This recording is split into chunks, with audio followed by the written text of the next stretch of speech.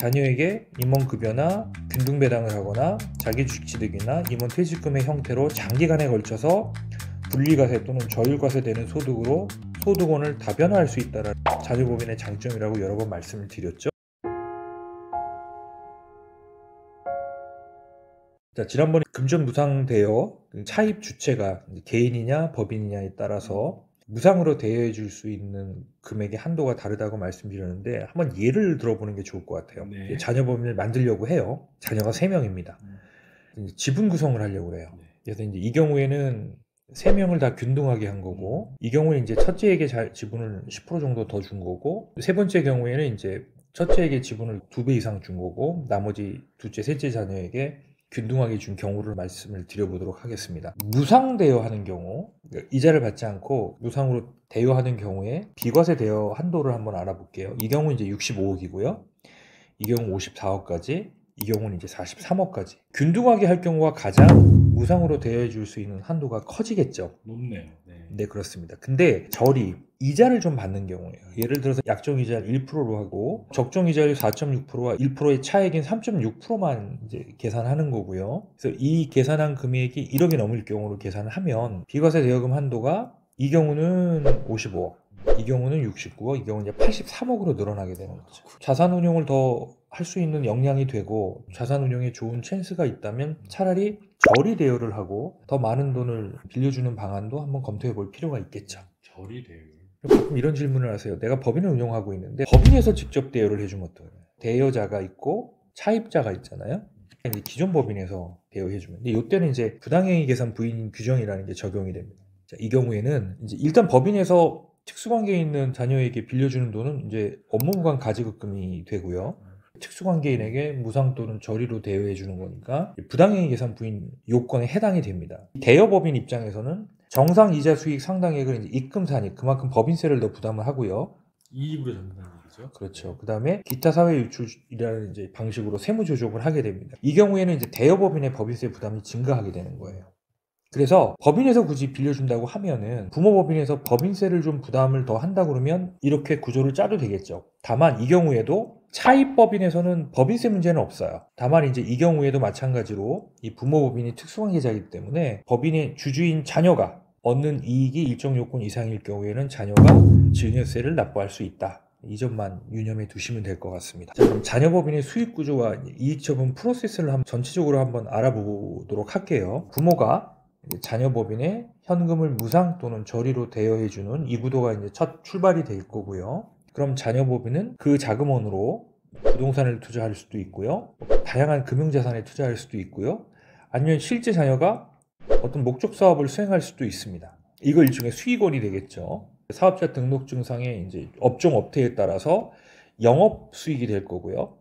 아니면 이제 그 외적인 거는 영업 외수익이 되겠죠. 여기서 발생되는 사업소득에는 부동산 같은 경우는 임대소득이 있을 수 있고요. 그다음에 투자에서는 이자 배당소득, 매매 차익이 발생될 수 있고요. 그다음에 목적 사업 수행에 따른 이제 영업이익이 발생될 수 있겠죠. 그러면 전체 법인에서 발생된 이익에 대해서 일반 법인인 경우에는 9%, 2억 초과하면은 20.9%의 법인세를 납부하게 됩니다. 다만 이제 여기서 유념해야 될 거는 만약에 수익원이 임대 소득이거나 이자 배당 소득만 발생되는 경우 또는 이제 임대 이자 배당 소득이 매출액의 50% 이상인 경우에는 성실신고 확인 대상 법인이 됩니다. 그래서 성실신고 확인 대상 법인이 되는 경우에는 10%의 세율이 적용이 되고 주민세 포함하면 20.9%의 세금을 납부하게 된다는 점. 임대 법인에 대한 제한이죠. 그렇죠. 네. 그래서 자녀법인이 성실신고 법인으로 지정되지 않도록 매출의 구조를 좀 조정할 필요가 있다.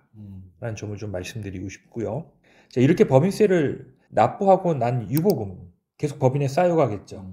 이거는 궁극적으로 이제 나중에 시간을 두고 자녀에게 임원급여나 균등배당을 하거나 자기주식취득이나 임원퇴직금의 형태로 장기간에 걸쳐서 순차적으로 분리과세 또는 저율과세되는 소득으로 소득원을 다변화할 수 있다는 자녀법인의 장점이라고 여러 번 말씀을 드렸죠. 그리고 자녀의 상황을 고려해서 다양한 소득으로 처분할 수 있다는 장점이기도 하고요. 또 자녀가 직접적으로 소유권을 행사함으로 인해서 발생할 수 있는 리스크를 법인을 통해서 어느 정도 통제할 수 있는 것도 장점이라고 제가 지난번에 말씀을 드렸습니다. 자, 그러면은 법인의 대여한 대여금은 향후에 어떻게 처리해야 되냐라는 좀 더 문의가 많으신 것 같아요. 자, 일단 상속시까지 보유하는 방안이 있겠죠. 그렇죠. 해소하지 않고요. 왜냐하면 이 부분은 계속 자산을 증식시키는 시드로 활용될 수 있는 거기 때문에 굳이 뭐 해소하지 않고 자녀법인에 계속 가수금 형태로 넣어놓는다. 나중에 그 가수금 원금만 상속 재산가에게 이제 합산이 되겠죠. 두 번째는 대여 원금을 이제 상환한다. 자녀법인에서 이제 수익이 나고 경영이 일정 안정 궤도에 오르면 부모가 다시 대여 원금을 회수해 갈 수 있겠죠. 다만 이미 부모가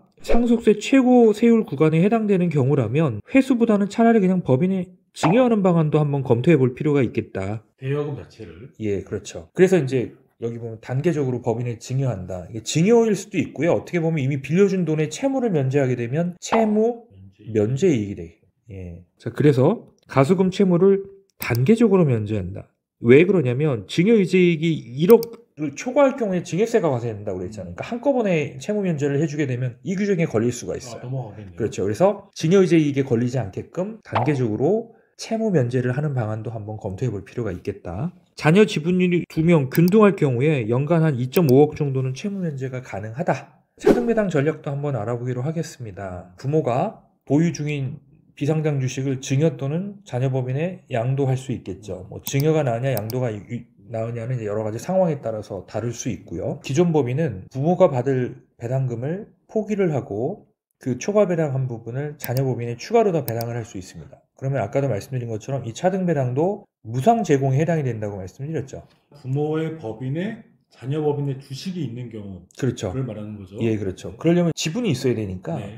부모가 갖고 있는 지분의 일부를 증여 또는 이제 양도를 해준다고 말씀을 드린 겁니다. 그렇게 되면 이 차등배당 받은 부분에 대해서 자녀법인은 법인세를 납부하게 됩니다. 이 경우 자녀법인이 차입금만 없다면, 차입금이 없다는 전제 조건 하에 수입배당금, 출자에 대한 대가로 배당을 받는 배당금에 대해서는 입금불산입제도라는 걸 적용을 해요. 이익으로 넣지 않는다는 그렇죠. 거죠. 출자 비율이 20% 미만인 경우에는 입금불산율이 30%. 쉽게 말하면 1억 배당금을 받으면 과표로 7천만 원만 반영을 한다는 의미죠. 30% 안 잡고. 그렇죠. 네. 그래서 이미 기존 법인이 주가가 높다면 자녀 법인이 지분을 많이 보유할 수는 없잖아요. 그렇죠. 대부분 20% 미만일 거고, 반면에 기존 법인이 주가가 높지 않다면 20에서 50% 미만만 보유하게 되면 배당금의 80%가 입금 불산입이니까, 만약에 지분 비율이 출자 비율이 50%가 넘어가게 되면 배당을 하더라도 이 배당금에 대해서 과표 반영이 안 된다고 이렇게 이해를 하시면 되겠죠. 대부분 20% 미만일 것 같습니다. 그렇게 되겠죠. 그런데 이제 기존 법인을 곧 매각할 계획이 있는 경우라면 자녀들도 주식을 매각해야 되니까, 매각 이슈가 있는 기업이라면 굳이 뭐 차등배당까지 이렇게 구조를 짤 필요는 없을 것 같아요. 지금까지 이제 자녀 법인을 활용해서 소득세와